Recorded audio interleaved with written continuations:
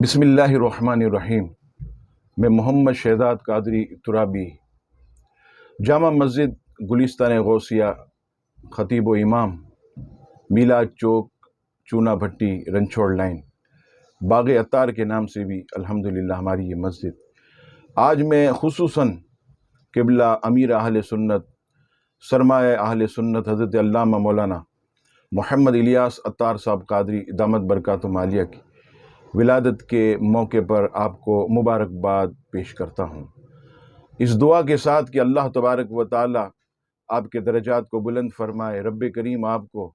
صحت والی طویل زندگی عطا فرمائے اور آپ کا سایہ مسلمانان عالم پر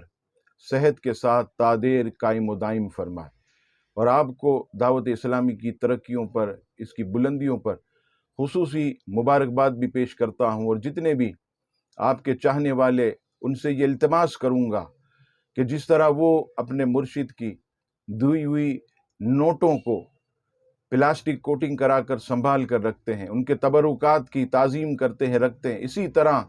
ان کے ارشادات پر بھی عمل کریں، ان کی سیرت پر بھی عمل کریں۔ اور قبلہ امیر اہل سنت وہ ہستی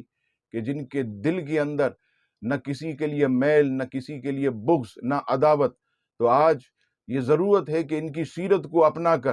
ہم بھی جو ہے اپنے مسلمان بھائی کے لیے اپنے دلوں کو صاف رکھیں، ستھرا رکھیں، اپنے دلوں کو جو ہے ان کی حسد اور بغض سے بچائیں، اور جس قدر ہو سکے دین متین کی خدمات کرتے رہیں، اور جو